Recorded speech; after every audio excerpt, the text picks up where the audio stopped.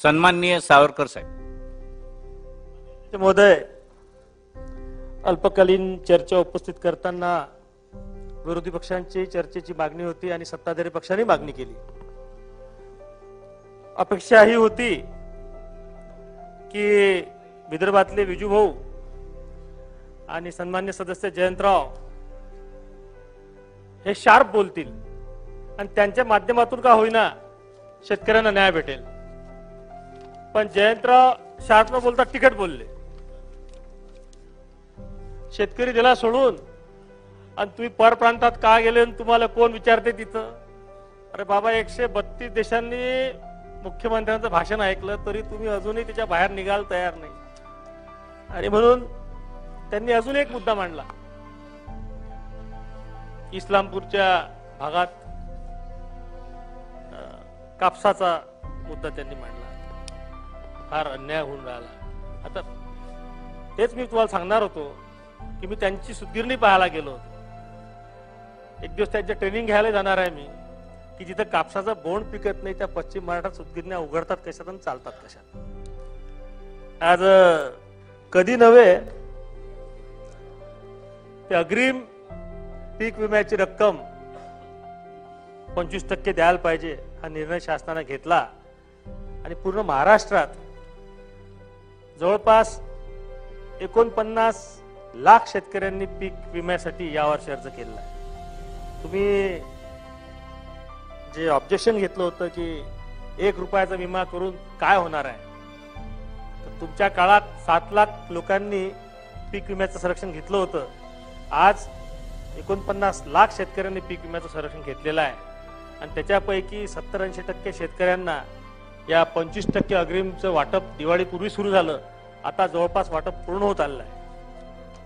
अपेक्षा ही असते या चर्चेतून की शासनाच्या योजनेमध्ये उणिवा काय आहेत आणि आपण जेव्हा एखाद्या योजनेतली उणीव दाखवतो तेव्हा त्याच्यात करेक्टिव्ह ऍक्शन काय आहे हे विरोधी पक्षाने मांडलं पाहिजे. पीक विम्याच्या योजनेमध्ये शासनाची भूमिका अतिशय सकारात्मक आहे. कंपन्यांशी 3 वर्षाचं अग्रीमेंट करण्यात आलं. पीक विम्याचे 25% अग्रिम त्या कंपन्यांना शेतकऱ्यांना द्यायला आपण भाग पाडलं. ते 25% रक्कम काही शेतकऱ्यांना कंपन्यांनी नाही दिली. नियम असा आहे की राज्य शासनाने त्या कंपन्यांना पैसे दिले आणि ते कंपन्यांनी वितरित केले.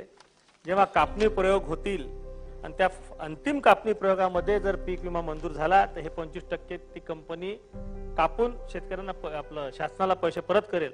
आणि जर त्याच्यात आपण बसलो नाही तर शेतकऱ्यांना तर पैसे मिळाले आणि शासनाचे पैसे सुपूर्द झाले. असं साधारणतः ते धोरण आहे. अडचण एक आहे या धोरणामध्ये. कृषी मंत्री आहेत. कृषी मंत्र्यापेक्षा हे अधिकारी आहेत जे देशमुख साहेब तुमचं सरकार असताना हेच होते, आमचं सरकार असताना हेच आहेत. असं नव्हते असं नाही आहे. याच्यापेक्षा वाईट होते. आम्ही थोडंसं त्यांची ते संस्कृती बदलायचा प्रयत्न करून राहिलो तुमच्या वेळेची. एका तालुक्याला 1 माणूस आहे फक्त पीक विमा कंपनी. तो फोनही उचलत नाही. तो ऑनलाईन तक्रारीच्या गोष्टी करतो आणि मग ठराविक 72 तासात तक्रार प्राप्त झाली नाही. पण अनेकदा शेतकऱ्यांना त्या पीक विम्यापासून म्हणजे मिड टर्म ऍडवायझरी जे पीक विमे असतात त्याच्यामध्ये त्यांना त्या गोष्टीपासून दुर्लक्षित करतात, वंचित राहतात. आणि म्हणून अधिकारी करतात काय. माझ्या जिल्ह्यात 3 लाख शेतकरी कास्तकार आहेत आणि 4,37,000 हेक्टर शेती उत्पादनाखाली आहे. अकोला जिल्ह्यात 7 अधिकारी काम करतात. फक्त 8,500 रुपयाचा प्रीमियम जर शासनाने 20 पीक विमा कंपन्यांना दिला असेल, हे जर 7 लोकांवर कारभार चालवत असतील ते कसं होणार आहे. आणि म्हणून संबंधित मंत्री, कृषी मंत्री असतील, आपले उपमुख्यमंत्री असतील, मुख्यमंत्री असतील, यांनी या गोष्टीकडे लक्ष देणं आवश्यक आहे. आणि म्हणून आज या माध्यमातून विरोधी पक्ष किंवा सत्ताधारी पक्ष हा भेद बाजूला ठेवून माझी एक विनंती आहे सरकारला, अध्यक्ष महोदय आपल्या मार्फत, की ह्या पीक विमा कंपन्या शेवटी काही असलं तरी नफा कमवण्यासाठी यांनी हा धंदा उघडलेला आहे. सरकारला 8,500 रुपये प्रीमियम देणेच आहे. पुढच्या वर्षी 10,000 कोटी रुपये होईल. हा धंदाच बंद करून टाकू. स्ट्रेट अवे ही विमा कंपन्या बंद करून टाकायचे, यांचे कामं बंद करायचे. शासनाच्या मालकीची विमा कंपनी काढायची नाहीतरी आपण शेतकऱ्याला 10-20 कोटीची मदत करतोच. त्या विमा कंपन्या याच्यात असणारे ते कॉन्ट्रॅक्च्युअल पोरं, त्या पोरं 12वी पास आहे, कुणी कुणी काय, त्याला शेती माहित नाही, काय माहित नाही, 2 पावलं चालले त्याला घाम येते, वाह्यात सारखे ते बोलतात. ते कॉन्ट्रॅक्च्युअल कंपनीवर कारवाई करू शकत नाही आणि आपण तर आयडेंटिफायच करूच नाही शासन. आणि म्हणून थोडं तुम्ही आम्ही याच्या पलीकडे जाऊन मला असं वाटते अध्यक्ष महोदय आपण निर्देशित केले पाहिजे, कृषी मंत्र्यांना, मुख्यमंत्र्यांना आपण सांगितलं पाहिजे त्या नफ्याचा धंदा हा बंद करून टाका. एक तर शासनाची विमा कंपनी काढा, पुढच्या वर्षी त्याच्या मार्फत द्या, जे काही नुकसान फायदा होईल ते आपण आपला सहन करू. तसंही 10-20 कोटीची आपण मदत करतो, अशा पद्धतीनं करू. नाही तर पीक विमा हा काढूच नका. सर सकट आपण नुकसानीचा मोजमाप केलं पाहिजे, सरसकट पैसे दिले पाहिजे. दुसरी या पीक विम्यामध्ये फार मोठी अडचण अशी निर्माण झाली, गावात भांडणं सुरू झाले. सर्वेचे आदेश सरकारनं दिले की गावात रोजचे 200 फोन आम्हाला आले, भाऊ तो तलाठी आला आणि त्यानं माझ्या वावराकडे पाहिलं नाही. तो तलाठी म्हणते भाऊ पाहू काय, यानं पेरलंच नव्हतं तर नुकसान काय होणार आहे. म्हणजे असे वादविवादाचे मुद्दे होतात. जेव्हा आपण टेक्नॉलॉजीचा आणि डिजिटल इंडियाचा विषय जेव्हा करतो आणि स्टार्टअप इंडियाचा विषय करतो, तुमच्याकडे ड्रोन आहेत, घेऊन टाकता एकदाचे 3-4 हजार कोटीचे ड्रोन द्या, प्रत्येक मंडळाला 10 ड्रोन, एरियल सर्वे करा, दूध का दूध पाणी का पाणी होऊन जाईल. आता आमच्या विदर्भातल्या देशमुखांना माहित, आता आपली अशी परिस्थिती आहे, हरभरा पेरायचा होता. आता या पीक विम्याच्या सर्वेसाठी लोक थांबणार आहेत काय. जसा पाऊस थांबला आणि जसं मातीला ओवायणी आली ज्याला म्हणतात तशी आल्याबरोबर लोकांनी म्हणजे तण म्हणजे गवत आणि पीक सारखं झाल्यामुळे ट्रॅक्टरच्या ओया मारल्या. आता हा चालला सर्वे करायला, आता हा म्हण तिथं तर पिकच दिसत नाही. अरे बाबा दिसलेलं मोडलं ना. आणि म्हणून आजच्या ज्या चर्चेच्या माध्यमातून भाऊ 2-3 गोष्टी प्रकर्षानं समजून घ्या. तुम्ही शेतीचं जे व्यवस्थापन आहे, शेतीचं तंत्रज्ञान समजून अधिकाऱ्यांनी वागलं पाहिजे.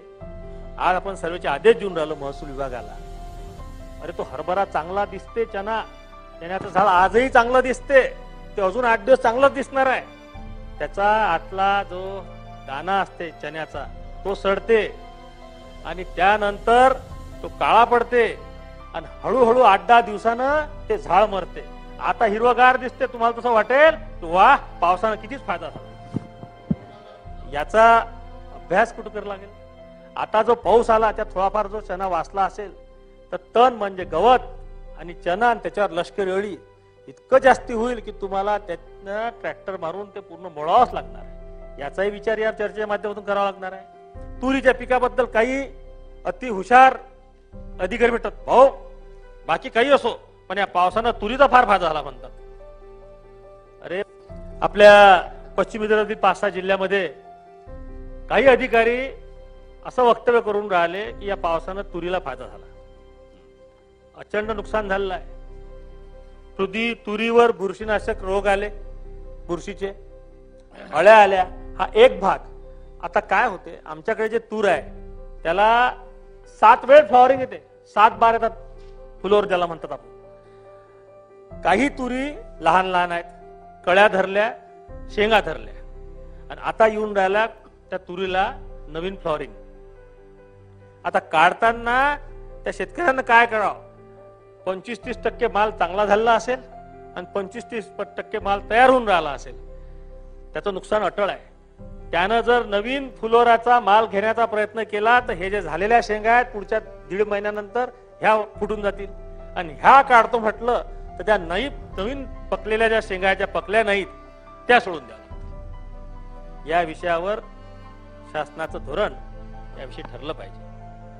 आमच्या जिल्ह्यामध्ये पानपिपरी नावाचं एक औषधजन्य पदार्थ तयार करतो, झाडच असतं त्याचं पानपिपरीचं. विशेषतः आमदार भारसागळेंच्या अकोट मतदारसंघात त्याचा उत्पादन खर्च भाऊ 2 लाख रुपये आहे. त्या झाडाचा 2 लाख रुपये प्रति एकर. शेती जेव्हा आपण ते लागवडनं घेतो त्या 60,000 रुपये 70,000 रुपये शेतकऱ्याला द्यावं लागतात आणि त्याचा उत्पादन जे येते ते 5 लाखाचं येते. 100% नुकसान झालेलं आहे. पान पिपरी अधिकाऱ्याला माहितच नाही काय, जास्ती नाही 400-500 हेक्टरचा तो एरिया कव्हर झाला त्याच्यातून. माझी या निमित्तानं जर एक नोटिंग घेत असतील कोणी अति हुशार अधिकारी त्यांनी हा विषय लिहून घ्यावा. तो शेतकरी आत्महत्येच्या कदारावर उभा आहे. आणि या सर्व गोष्टीतून जेव्हा मानवीय हस्तक्षेप कमी करण्याचा सरकारनं धोरण ठरवून खूप चांगलं केलं, ज्याच्यामध्ये ऑनलाईन आपण नोंदणी करतो, त्याच्यामध्ये तलाठी किंवा राजकीय नेतृत्व त्या भागातलं स्थानिक स्वराज्य संस्थेचं यांचा हस्तक्षेप कमी होतो. आणि आवडता न आवडता हा प्रकार होत नाही. माझ्या जवळचा आहे तर द्या योजना, नसेल तर देऊ नका असं न करता डायरेक्ट महा ऑनलाईन पोर्टलला आपण लोकांचे अर्ज स्वीकारतो आणि त्याच्यातून त्याला योजना भेटतात. अडचण एक आहे, हे सर्व ट्रान्सफॉर्मेशन होत असताना महाराष्ट्रात IT मिनिस्ट्री नाही आहे आणि महाराष्ट्रात IT खातंही कोणालाच माहित नाही त्याचा सेक्रेटरी कोण आहे, कोण पाहते. त्या ऑनलाईन पोर्टलवर जर अडचण आली तर तो RDC कलेक्टर डोकं फोडते, तो बदल करू शकत नाही त्याच्यात. आणि म्हणून या चर्चेच्या माध्यमातून माझी विनंती आहे की खूप चांगलं केलंय डिजिटल, आणि हे जे आणलं नाही ते मानवी हस्तक्षेप खरंच कमी झाला, गरीब माणसाला न्याय मिळायला लागला. खूप चांगलं धोरण आहे. थोडी सुधारणा एवढी करावं लागेल की IT खातं करावं लागेल आणि IT खात्यामार्फत IT मंत्री असले पाहिजे आपले. आणि हे जे काही तक्रारी आहेत या संबंधी, म्हणजे पोर्टल बंद आहे, पोर्टलमध्ये एडिट करता येत नाहीत, काही पिकांमध्ये बदल करायचे असले, वेळेवर काही चुका झाल्या असतील, फॅक्च्युअल पोझिशन कॉम्प्युटरनं एंट्री केल्यानंतर, टायपिंग केल्यानंतर फॅक्च्युअल पोझिशन मध्ये काही बदल करायचे असतील तर हे बदल करणं अशक्य झाल्यात. जसं आपलं एक उदाहरण आहे, या पीक विम्यामध्ये जे शेतकरी आहेत त्यांना आपण घरकुल दिलं, पण तो नमुना ड मध्ये एकही बदल करता येत नाही. आणि ते मॅपिंग केल्यामुळे सारखं नाव असल्यामुळे त्या माझ्या जिल्ह्यातल्या शेतकऱ्यासमोर असं लिहून आलं, घरकुल नाकारलं का, त्याच्या घरी फिशर बोट आहे म्हणे. म्हणजे रणधीर सावरकर नावाचा कोणी माणूस कोकणात असेल, त्याच्याकडे बोट असेल, फिशर बोट, त्या नावाचं इथं नाव असल्यामुळे ते नाकारलं गेलं. तर हे जे करेक्शन्स आहेत हे पण आपल्याला येणाऱ्या दिवसात करायला लागतील. एक योजनेचा जयंत पाटलांनी उल्लेख केला होता, पोकरा. मला असं वाटतं त्यांना नानाजी देशमुख कृषी संजीवनी प्रकल्प म्हणायला अडचण काय आहे समजत नाही. त्या प्रकल्पाचं नाव नानाजी देशमुख कृषी संजीवनी प्रकल्प आहे आणि पोकरा म्हणजे क्लायमेट रेझिलियंट ऍग्रिकल्चर साठी हा प्रकल्प सुरू करण्यात आला होता. कधी कधी विधिमंडळात काही गोष्टी बोलावं की नाही असंही मोठं अडचण होत जाते. इतका चांगला प्रकल्प आहे, शेतकऱ्यांना डायरेक्ट बेनिफिट देणारा प्रकल्प. प्रकल्पामध्ये कुठलीही खोट नाही. आता तर शासनाने निर्णय घेतला, मी शासनाचं कौतुक करतो. 4000 कोटीचा प्रकल्पाचा इम्पॅक्ट अनालिसिस घेऊन 6000 कोटीचा प्रकल्प हा करायचा ठरलेला आहे. पण याच्यातली एक मजेशीर गोष्ट तुम्हाला सांगतो, हा प्रकल्पाचे जनक आहेत माननीय उपमुख्यमंत्री देवेंद्रजी फडणवीस. त्यांचा आमच्यावर विशेष लोभ असल्यामुळे त्यांनी अधिकाऱ्यांच्या मीटिंगमध्ये सांगितलं की रणधीर सावरकरांना या कमिटीवर घ्या आणि त्यांच्या सजेशन्स घेऊन हा प्रकल्प पुढे न्या. Project on climate resilient agriculture, POCRA, Nanaji Deshmukh Krishi Sanjivani प्रकल्प. क्लायमेट रेझिलियंट ऍग्रिकल्चर पोकरा, विदर्भातले 5 जिल्हे आपले. त्यानंतर तत्कालीन मंत्री नाथाभाऊ खळसे होते म्हणून त्यांनी जळगाव ऍड केलं. आणि नंतर शिवसेना आणि तुमचं सरकार आलं होतं तेव्हा दादाजी भुसे मंत्री झाले म्हणून त्यांनी मालेगाव तालुका ऍड करून टाकला त्या प्रोजेक्टमध्ये. ठीक आहे, प्रोजेक्ट नानाजी देशमुख कृषी संजीवनी प्रकल्प होता, गाव दुष्काळापासून सक्षम करणे असं त्या प्रोजेक्टचं हे होतं. जसं अधिकाऱ्यांना समजलं की आता रणधीर सावरकर रिपोर्टिंग करू शकतात देवेंद्र फडणवीस साहेबांना, यांनी ऍडवायझरी कमिटी नावाची एक फाईल तयार केली आणि एक स्टिअरिंग कमिटी नावाची फाईल तयार केली. रस्तोगी नावाचे प्रोजेक्ट डायरेक्टर होते, तेव्हा मोठे सेक्रेटरी आहेत, सिनियर IAS अधिकारी आहेत, आणि कधी ऍडवाइसच घेतला नाही. मी मुख्यमंत्र्यांच्या कार्यालयापासून जेवढं ड्राईव्ह करता आलं, पुश करता आलं, तेवढं पुश केलं. असे अधिकारी आहेत. ऍडवायझरी कमिटी आम्ही सर्वे, आणि स्टिअरिंग कमिटीमध्ये मुख्यमंत्री नाही, उपमुख्यमंत्री नाही, कृषी मंत्री नाही, कंप्लीट अधिकाऱ्यांनी ड्राईव्ह केला प्रोजेक्ट आहे. वर्ल्ड ट्रेड सेंटरमध्ये ऑफिस उघडलं. प्रोजेक्ट मधल्या काही गोष्टी चांगल्या आहेत, काही गोष्टीचं माझं ऑब्जेक्शन होतं की कृषी विभागाच्या ज्या असलेल्या योजना आहेत त्याच योजना कटपेस्ट करून तुम्ही नानाजी देशमुख कृषी प्रकल्प संजीवनी प्रकल्पामध्ये टाकत असाल तर तुम्ही फक्त सरकारचं बजेटवरचं लोड कमी करून राहिले. याला प्रोजेक्ट रेझिलियंट किंवा क्लायमेट रेझिलियंट फॅक्टरच नाही आहेत. आज 6000 कोटीचा प्रकल्प होऊन राहिला. परत आमचं सरकार आलं, परत देवेंद्रजींनी मला त्या कमिटीवर घेतलं. कमिटीवर घेऊन 1 वर्षाच्या वरते वेळ निघून गेला. परिमल सिंग नावाचे प्रोजेक्ट डायरेक्टर आले, एकही बैठक त्या प्रकल्पाची झाली नाही. लोकप्रतिनिधीचं मत घेण्यातच येऊ नये अशा प्रकारची अधिकाऱ्यांची मानसिकता आहे. ही मानसिकता जोपर्यंत बदलणार नाही तोपर्यंत सत्ता तुमची असो की आमची असो शेतकऱ्यांच्या अडचणी कितपत दूर होतील याची मला थोडीशी शंकाच वाटते. या ठिकाणी जेव्हा आपण सरकारवर ताशेरे ओढत होते सत्ताधारी पक्ष विरोधी पक्षाच्या बाकावरून, तेव्हा नमो शेतकरी सन्मान निधी सारखी योजना जर सरकारने आणली असेल त्याचं कौतुक निश्चित स्वरूपात व्हायला पाहिजे.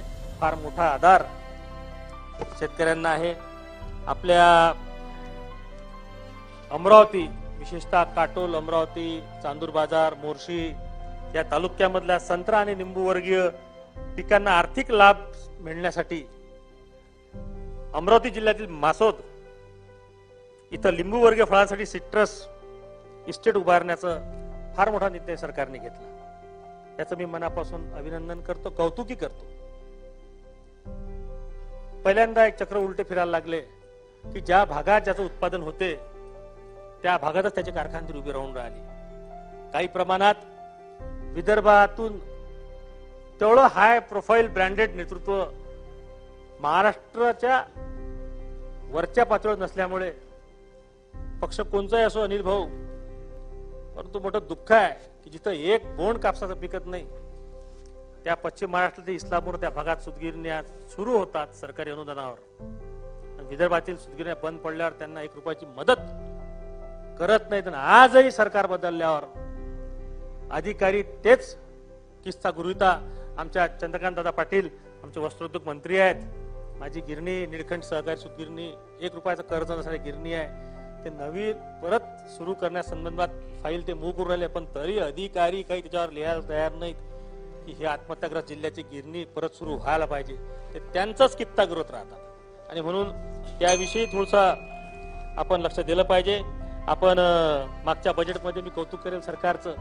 भाऊसाहेब डॉक्टर पंजाबराव देशमुख आमच्या भागात मराठा समाजाला आरक्षण भेटलं पाहिजे अशी भूमिका मांडणारा नेतृत्व.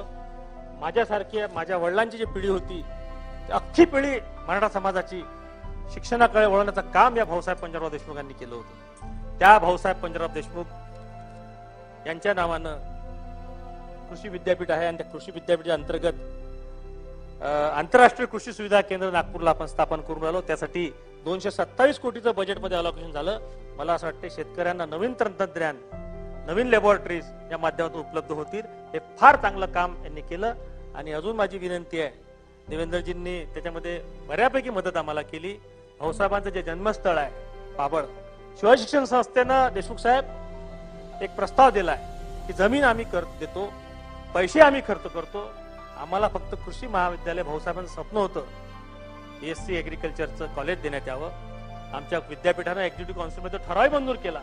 मी इथं आमचे मंत्री आहेत दादा चंद्रनाथ दादा, त्यांच्या माध्यमातून मुख्यमंत्र्यांपर्यंत विनंती करणार आहे की तेवढं एक भाऊसाहेबांचं जन्मशताब्दी महोत्सव 27 डिसेंबरला सुरू होऊन राहिला, तेव्हा त्या कॉलेजची घोषणा व्हावी ही पण माझी नम्र विनंती आहे. त्याच्या बाबतीत आपण एकमेकांना टीका टिप्पणी करून चालणार नाही. शेवटी शेतीमधला इनपुट कॉस्ट जे आहे ते खूप वाढत चालली. कॅश क्रॉप कडे शेतकरी वळला.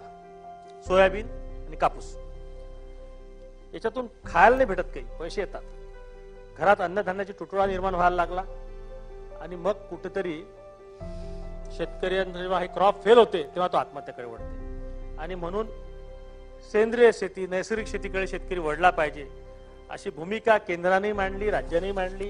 मी कौतुक करेल आपल्या सरकारचं. 1083 कोटी 29 लाख रुपयाचं 2027-28 पर्यंत नैसर्गिक शेती प्रोत्साहन योजना जी होती, डॉक्टर पंजाबराव देशमुख नैसर्गिक शेती मिशनला सरकारनं मुदतवाढी दिली, त्याला पैसाही कबूल केला आणि 3 वर्षात 25 लाख हेक्टर शेती नैसर्गिक शेतीखाली येईल असं आयोजन केलं. आता अडचण एकच आहे, घोषणा झाली, त्याला संबंधित यंत्रणेला स्टाफ दिल्याशिवाय, स्टाफिंग पॅटर्न मंजूर केल्याशिवाय कार्य होणार नाही. आणि त्या योजनेला ज्याला म्हणतात आमचे तर आरूचे कोंबे मारतो आम्ही बैलाईले, तसं कोंबे दिल्याशिवाय योजना राबवल्या जाणार नाही. तेही काम आपल्याला करायचं आहे. राज्यात अडचण जी होती विशेषतः विदर्भातल्या शेतकऱ्यांनी, तुम्हाला सांगतो मी अडचणी काय कशा होतात. 15 विहिरीचं लक्षांक प्रत्येक ग्रामपंचायतला 15 विहिरी कमीत कमी करा असं लक्ष्यांक आलाय प्रत्येक ग्रामपंचायत विदर्भात. खूप मोठा क्रांतिकारी निर्णय सरकारने घेतला. तर काय होते, सकाळी 9 वाजता तुम्ही बोलता, 10 वाजता मी त्याला उत्तर देतो. त्याच्यात हे जे सरकारचे धोरण आहेत चांगले, हे लोकांमध्ये जातच नाही. याच गोष्टीत वेळ चालला आपला. या निर्णयामध्ये थोडा बदल करावा लागेल. याच्यामध्ये काय झालं, सेमी क्रिटिकल झोन मध्ये जर एखादा वॉटरशेड असेल पाटबंधाऱ्याचं, तर ते पूर्ण तिथे परवानगी भेटून मिळाली. आणि म्हणून कृषी मंत्री किंवा तत्सम ग्रामविकास मंत्र्यांची संयुक्त बैठक घेऊन GSDA ला एक निर्देश द्यावा लागतील. क्रिटिकल झोन मध्ये तर विहिरी झाल्याच नाही पाहिजे अशी माझी पण प्रामाणिक भावना आहे. परंतु सेमी क्रिटिकल झोन मध्ये विहिरी झाल्या पाहिजे. विहिरीतून पाणी जे आपण उपसतो ते कमी प्रमाणात सुपरफिशियल लेवलचं पाणी उपसतो. आणि जेव्हा आपण बोर करतो तेव्हा 400-500 फूट बोर करतो, खूप जास्ती पाणी उपसले जाते. आणि म्हणून माझी या निमित्तानं, चर्चेनिमित्तानं विनंती राहील की या सेमी क्रिटिकल झोन बाबतीत निर्णय सरकारनं घेतला पाहिजे. सरकारनं तो खूप चांगला निर्णय घेतला. आणि हा निर्णय घेत असताना देवेंद्रजींचं मनापासून कौतुक करतो, अभिनंदन करतो. शेती क्षेत्राची त्यांनी क्रांतिकारी निर्णय घेतला की आम्ही दिवसा वीज देऊ. अकोला जिल्ह्याचं उदाहरण घ्यायचं झालं तर 240 मेगावॉट वीज लागेल कृषी पंपांना जर दिवसा द्यायची असेल तर. आणि ती वीज जर सोलरवर निर्माण करायची असेल तर 1250 हेक्टर जमीन लागेल. ती प्रायव्हेट घ्या, शासकीय घ्या. आम्ही आमच्या जिल्ह्यात 1040 हेक्टर जमीन आतापर्यंत MSEBीच्या नावानं करून दिली शासकीय. आणि त्याच्यातून 214 मेगावॉट वीज निर्माण होईल असं हे केलं. माझी या निमित्तानं विनंती आहे, आपले सर्व मंत्री आहेत, विरोधी पक्षाचे लोक आहेत, ही योजना ड्राईव्ह करायला लागेल आपल्या मतदारसंघात. शासनाची जमीन, प्रायव्हेट जमीन मिळून हे जर आपण केलं तर मला असं वाटते आपण ज्या योजना आज जाहीर करतात, तुमचं सरकार होतं, तुम्ही करत होते, आम्ही करत होतो, तुम्ही न विचार करता करत होते, आम्ही थोडा विचारपूर्वक करतो. परंतु हा कायमस्वरूपी उपाय नाहीये. ताप आल्यावर कृषींची गोळी घेण्यासारखी. आणि म्हणून या विषयामध्ये गांभीर्यानं विचार करून ह्या ज्या योजना आहेत, त्या सौर ऊर्जा वाहिनीच्या, त्या योजनेला ड्राईव्ह करावं लागेल.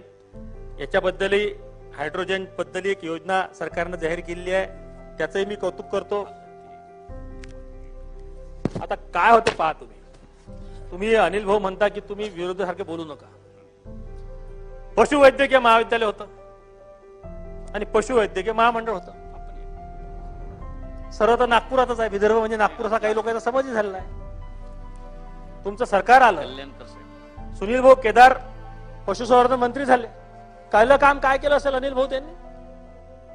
पशु वैद्यकीय महामंडळ जे होतं अकोला जिल्ह्यातलं ते उचललं आणि नागपूरला घेऊन गेलं.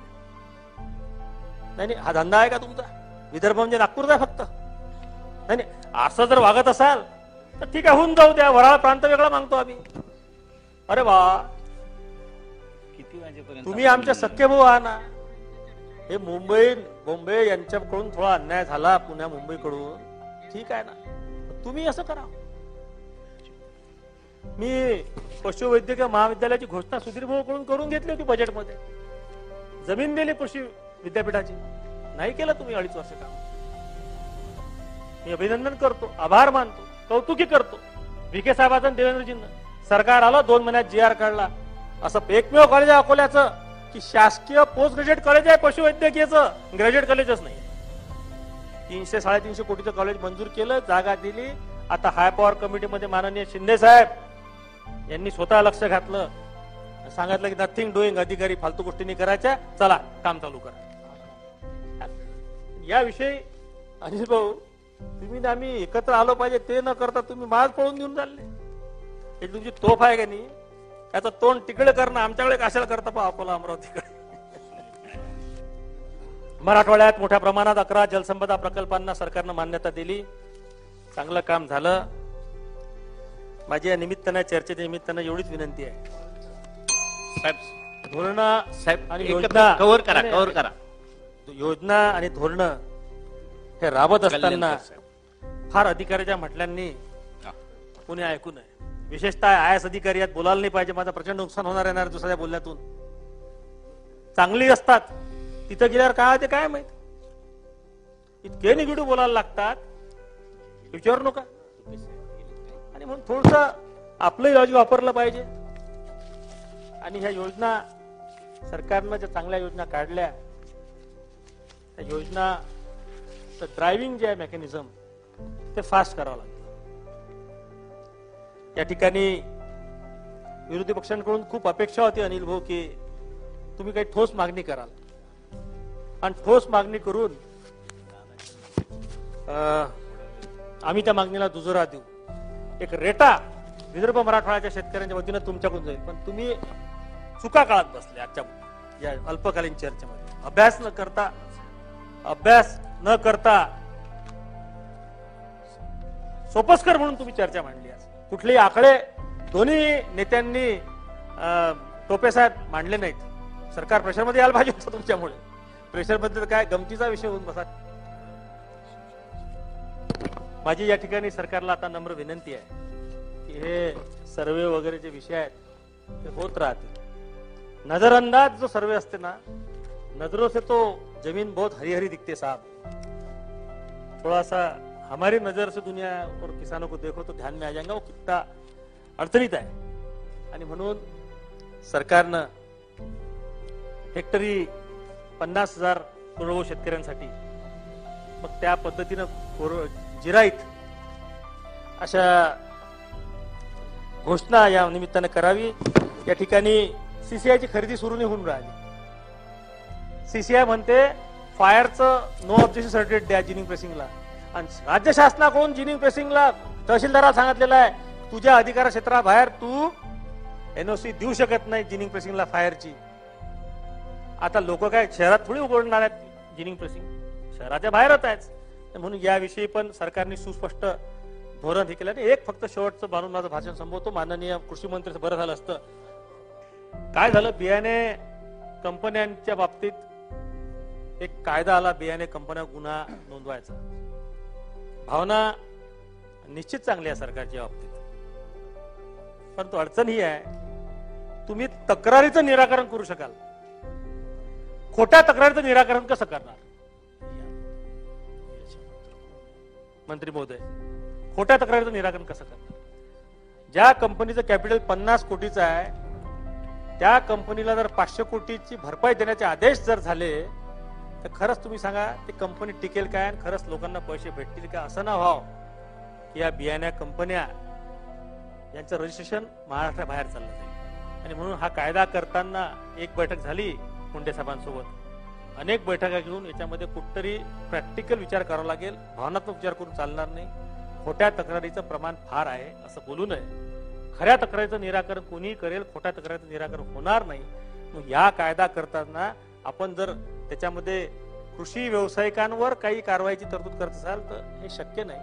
आपण मूळ जे आहे सोर्स जो आहे खोट्या बियाण्याचा तो सोर्स शोधला पाहिजे, त्याच्यावर कारवाई केली पाहिजे. बियाणे उत्पादक वितरक जे आहेत कृषी सेवा केंद्र विशेषतः विदर्भातले मराठवाड्यातले देशातले हे तर फक्त सेलर आहेत, या बाबतीत केलं पाहिजे. सोयाबीनच्या बाबतीत यावर्षी 3.5-4 क्विंटलच्या वरती उत्पादन कुठेच नाहीये, मॅक्झिमम किलोनच उत्पादन आहे. आणि मग सोयाबीन शेतकऱ्यांना मदत हेक्टरी 50,000ची आणि कापूस उत्पादकांचं तितकं अतोनात नुकसान झालं आहे. मी जो मुद्दा मांडला जयंतराव पाटलांनी हा खरा आहे. 6-7 हजाराच्या भाव नाहीत ते ग्लोबल इकॉनॉमीवर ठरतात. आणि मग कुठतरी सीसीआयनं खरेदी करावी, त्याच्या पावत्या ज्या असतील त्याच्यावर सरकारने अनुदान द्यावं किंवा मग हेक्टरी अनुदान द्यावं. नाही त्याच्या पावत्या ती फार गडबड होत राहते. आजकाल आपला कापूस दुसऱ्याच्या नावानं आपण विकतो. आणि म्हणून कापूस उत्पादक शेतकरी आणि सोयाबीन उत्पादक शेतकरी यांना हेक्टरी 50,000 अनुदानाची मागणी मी या ठिकाणी सरकारकडे करतो. आपण बोलायची बऱ्यापैकी संधी मला दिली त्याबद्दल आभारी मानतो. आणि या सर्व जे भाषण आहेत हे भाषण न राहता याच्या नोटिंग घेऊन कृषी मंत्री आमचं किंवा यांचं म्हणण्यासाठी एक बैठक अधिवेशन काळात लावतील आणि आमचं जे म्हणणं आहे ते कागदावर उतरवतील असे निर्देश अध्यक्षांनी द्यावे ही नम्र विनंती करून थांबतो. जय हिंद, जय महाराष्ट्र, जय विदर्भ.